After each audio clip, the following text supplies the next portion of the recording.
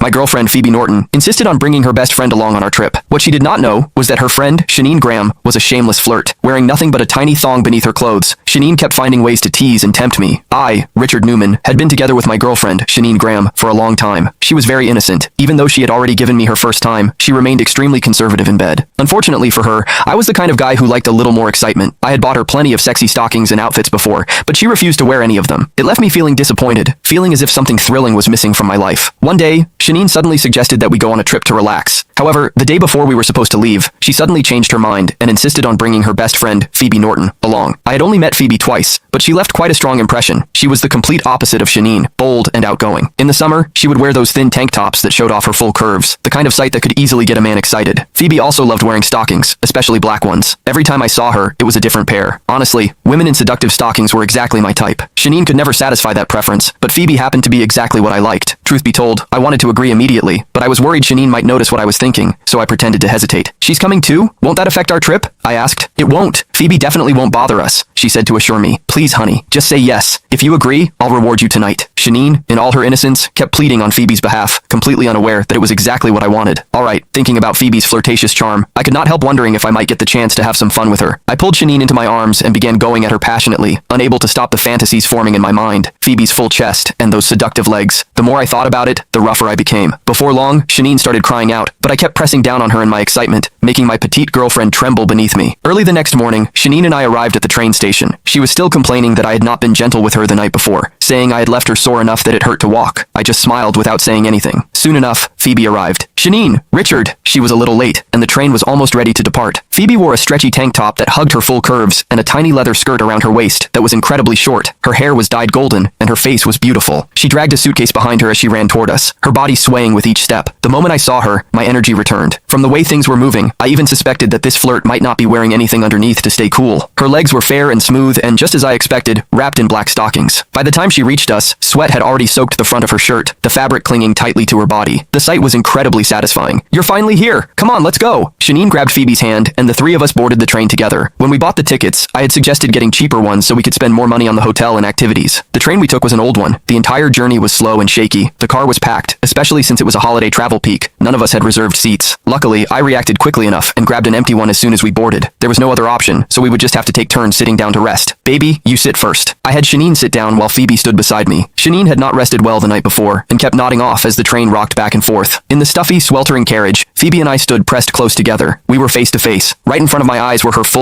Click the link in my bio to get the full story for free.